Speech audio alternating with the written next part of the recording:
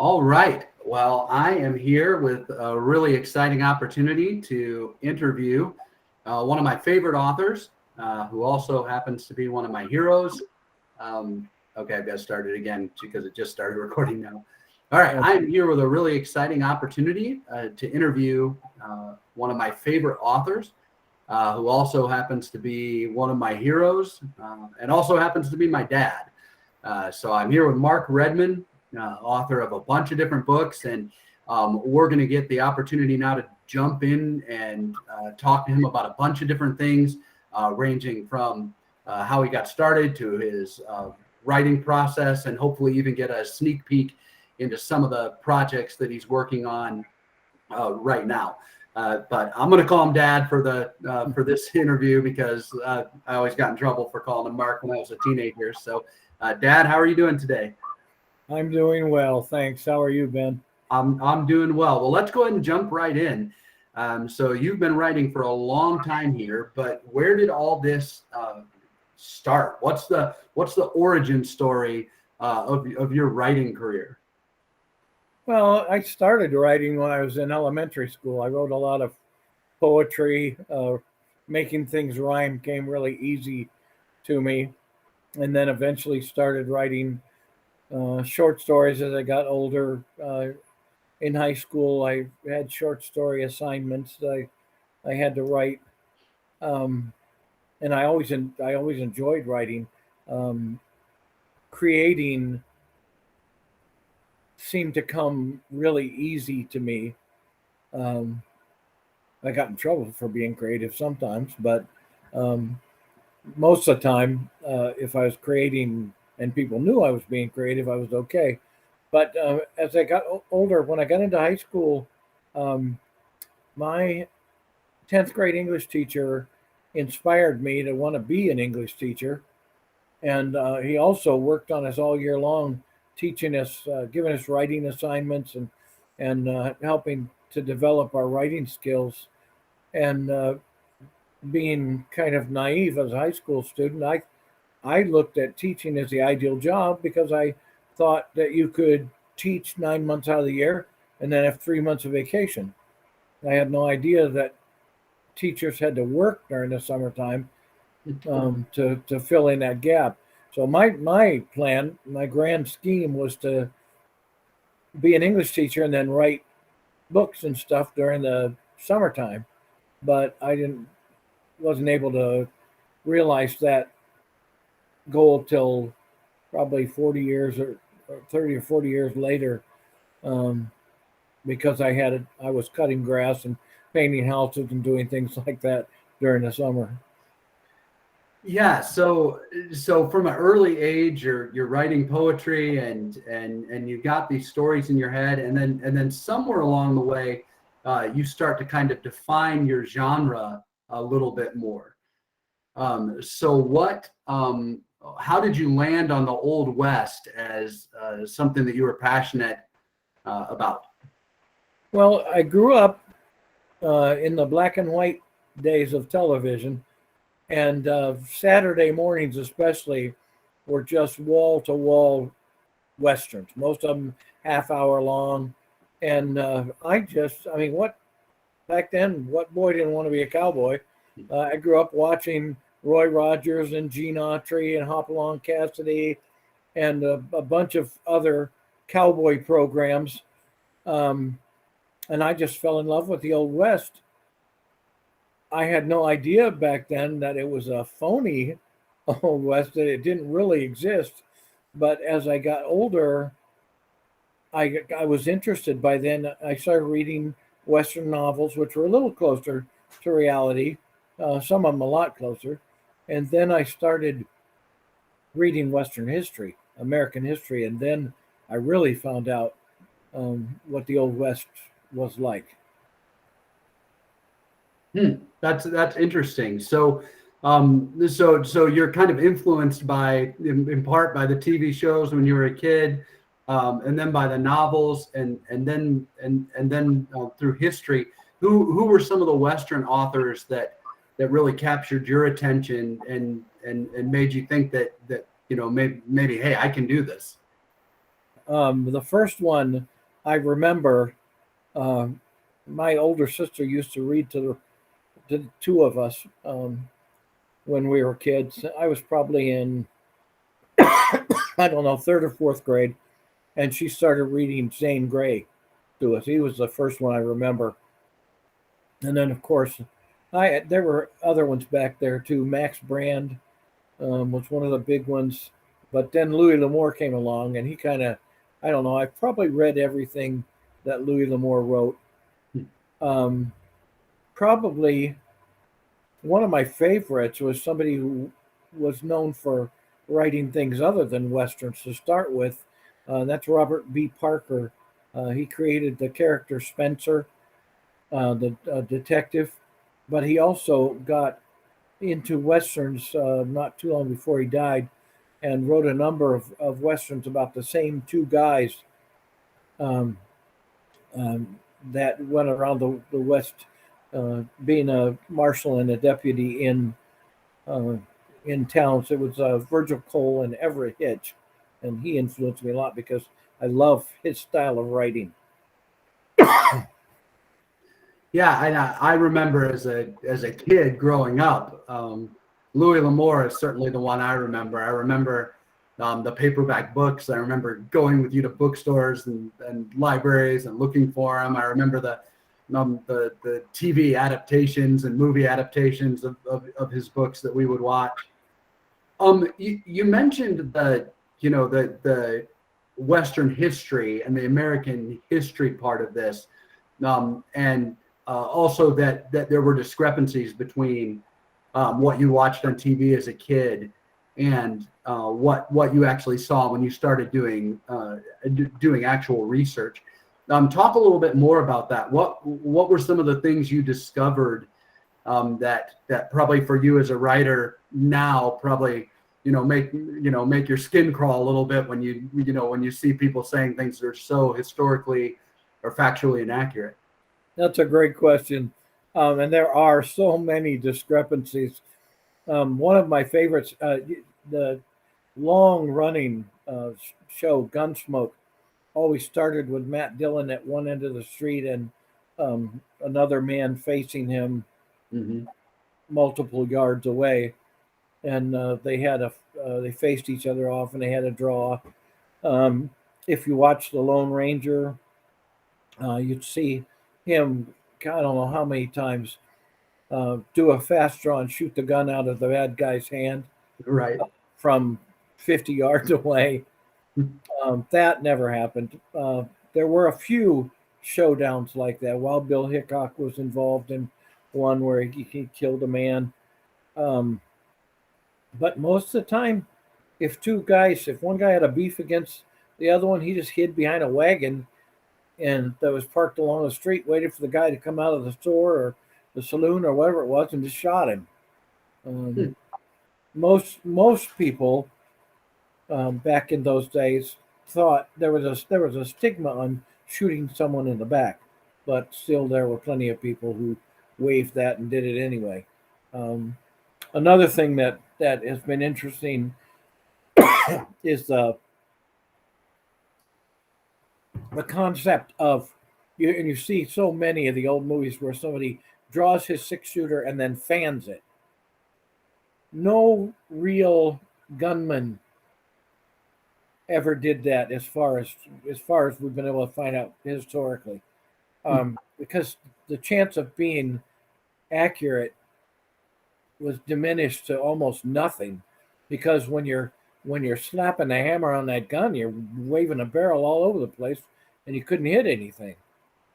That was another one of the big discrepancies that we noticed. So then I'm imagining, hearing you talk about this, that as an author yourself, as you got into this, probably one of your values was to write things that were both entertaining and historically accurate. Right. One of my goals, for one of the reasons that got me writing westerns in the first place, was after going through that experience of falling in love with an old west that never really existed, and then finding out that the whole thing was phony, or most of it anyway. Like clothing is another issue. You wouldn't find anybody dressed like the Lone Ranger. I'm sorry. The blue suit. Not nobody did that. Um, in fact, cowboys were notorious for their clothes not matching. They dressed uh, like bachelors without somebody telling them how to dress. But that they were uh, that was one of the big things that made me want to write. I wanted kids to know how things really went. So as I wrote the first series of books I wrote was the Artie Anderson series. It's a 6-book series set in post Civil War Texas. The main character is 11 at the beginning of the series, and he goes from Ohio out to Texas, and the series takes place in post Civil War Texas. Um, but I remember as I was writing the book, several things happened, and my editor would send me a letter and say, "Okay, is this real? Can this really happen?" And I had to assure him, "Yes." I mean, I could have said if it couldn't really happen, I wouldn't have put it in there, but I didn't. I just told him, yes, it really happened. And I tried to keep everything as accurate as I could so that because I wanted kids to grow up reading what the Old West was really like, Mhm. not going through what I went through. Yeah.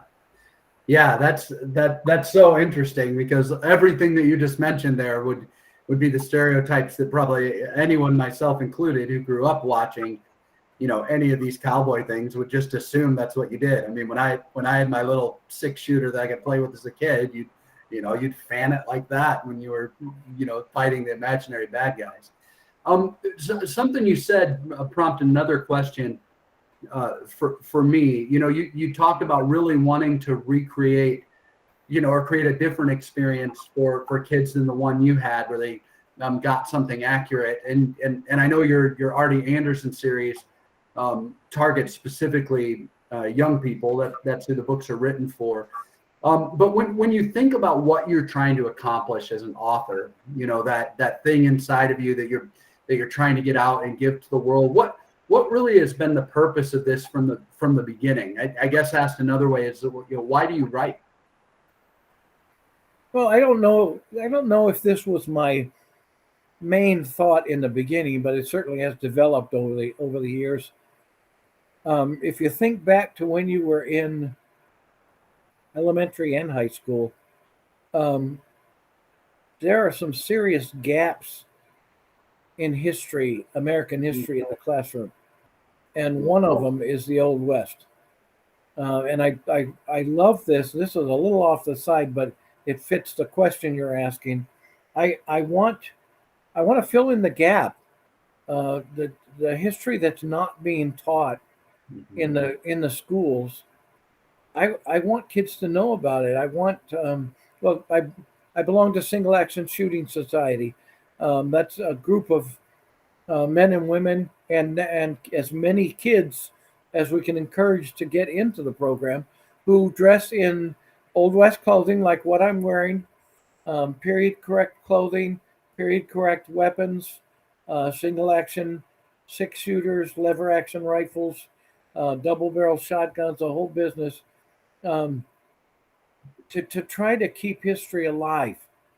Um, and there's a program now. I belong to Western Writers of America, a great organization. They started a program. They got it all set up, and then COVID hit, but they were able to go ahead with the program anyway. Now it's beginning to take off big time. It's called Packing the West, and different members of right now it's primarily I'm in Arizona. It's primarily out in the West where this is working, but they want to get it to spread all the way across the country. Writers from Western Writers of America um, are going into classrooms, primarily, I think, elementary and junior high, and they take a big trunk with them, an old Western-looking trunk, and they open it up in the classroom, and they start talking to the kids, and they as they're talking, they pull out what's in there. They always have about a dozen books or so in there about the Old West, many of them written by people from Western areas of America. And then they have all kinds of historical replicas that help them tell the story of the Old West.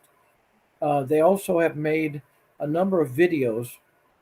We have some professional filmmakers in Western areas of America, and they are making videos and showing those in the classroom as well. And then when they leave the classroom, they leave the books so that the kids and teachers can read them. And that's a giant step in the right direction. But basically, one of my purposes is I don't want this younger generation to forget the American cowboy and what he did. Another thing we do to promote that every year, the fourth, I believe it's the fourth Saturday in July, is National Day of the Cowboy. And I've participated several times while we were in Indiana at get-togethers for that. And it's a day set aside to honor the American cowboy. And there are all kinds of activities centered around that and so forth. But I think it's an important part of American history that that should be kept alive for the generations that are coming up. Yeah, what a great answer. Thank you. And I think when I look back at my education in elementary school, especially, it was almost like that stuff, because it had become so glamorized on TV, was almost treated as fiction, while all of the other historical things that we would cover were treated more as actual history. So it's great that you've been able to bring that back, and also to be able to bring it back in a way that is so entertaining. As someone who's read all the books, both of my kids have read the books as well, and others of your grandkids, and then young people all over the country have read these now, and there's just something special about a book that can capture your imagination, and that can suck you in, and in a world where the printed word and that medium is less and less, and more is on screens. What does it do for you, as an author and a former English teacher? What does it do when you get this feedback from these families who are saying, hey, my kids can't put these books down? It's wonderful. I can't describe. I mean, it's not, the reason I write is not so that people will praise me for creating stories their kids just love. But when I get a letter from somebody that says, my kids have been through these books 3 or 4 times, or we're reading through one right now, a chapter a night, and my kid can't wait till we get to bedtime so that we can read another chapter. Or even some, I had a grandmother a while back who bought a set of books for her grandkids, and she told me later, she said, I'm just going to peek inside one of them to see what it's like, so I'll have some idea of how well they'll like it. She said, I read all 6 of them. And she said, they're incredible. And I mean, that's an unbelievable experience for me as an author, and for any author, to hear that somebody has read books. And of course, when it's family, or former students, I just had a student who was in school the same time you were, who ordered books for his grandson. And in the course of conversation, I said, isn't he only 5 years old? He said, yes, but I want to have these books when he's old enough for me to read them to him. I want to be ready. And I mean, you can't beat that. That's just a tremendous blessing. Yeah, that's incredible. Well, again, we're here with Mark Redmond, author, and talking about how he got here, how he got to this point in his writing journey. So we're going to take a break here, and then we invite you to stay tuned for